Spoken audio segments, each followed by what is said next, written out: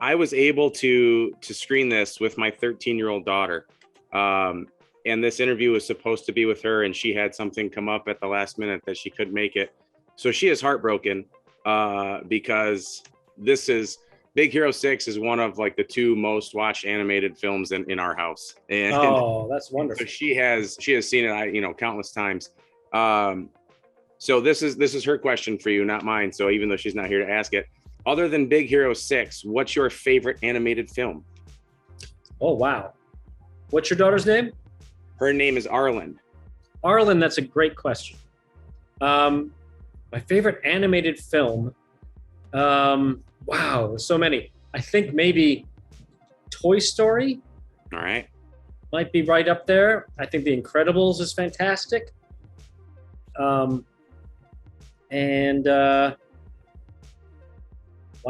I mean, that's a tough question. Yeah, I'll go stick with those 2. All right. Can't go wrong. And she has one more for you here. You are the voice of Baymax. Do you have a favorite character from fiction that you have a voice for in your head that you know would make you like the voice of that character? Oh, that's interesting. I always thought I could play the Hulk really well since I was a kid. And it's just being right here, Right. And I'm sure that's not what they want, but that's always been in my head. Yeah. Yeah, when I read the Hulk comics, I hear my own voice playing the Hulk. And that's exactly where that question came from. And she said, like, when I read some things, I read it like this in my head. I wonder if he has something like that. So yeah, great. So we watch these, we screen these 6 episodes, and the series works really great as like 5 individual stories, and then that 6th episode ties it all together. And I think for us, like taken as a whole, it's one of the most feel-good things that we've watched in a really long time. So as the guy who voices the heart of the series, how does it make you feel to put something this heartfelt out into the world right now? Well, I mean, it's not just me, obviously. It's all of us working together. And I'm just a small part of a great character and also a great story. But I feel great because we could use it right now. Some good feelings and some empathy.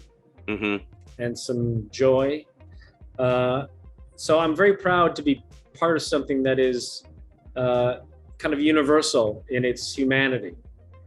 Even though it's a robot, it's about how we interact with each other and how we recognize our own need for each other. And nobody's an island. And I think we find that out in each one of these episodes. And so that's, I think, what the world needs right now is a little community. Yeah, the idea of just the way it ties together, right? And this was part of the press conference earlier, just being kind and being there for other people right now at a time when it seems like everything's so divided is just a fantastic message. Yeah. I'm real proud of it. I when I read the scripts, I said to my girlfriend Sandra, I'm so proud to be even the smallest part of this. It just is thrilling and an honor. Absolutely. So I've always wondered in my own head if a character like Yoda might be as popular as they are if their voice sounded different than what it did. And I guess that's like a thing we'll never know, right? Like, but it seems like it's part of the charm of the character. Baymax is another character whose distinctive voice and cadence is really a part of why we all love him. So I have 2 questions here. Like back when you first put his voice together, what did you draw from for inspiration? Mostly just kind of like the voice I'd like to wake up to if I didn't know where I was. Okay.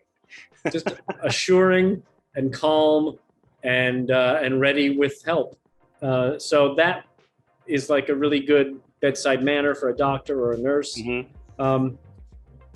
So I just went to my most benign self, and the part of me that doesn't judge anybody, that doesn't expect anything from anyone,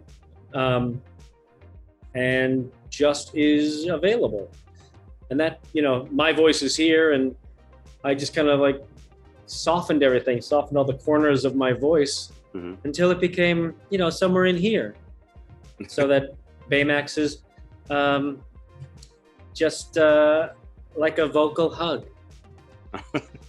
There's plenty of hugs in this, and that actually takes care of my second question as well. So thank you for reading my mind on that. Sure. So this is probably our last question before I run out of time here. I hope to squeeze a second one in, but so you've been the voice of Baymax for nearly a decade in several animated projects, right? Like the movie, the series, and now this.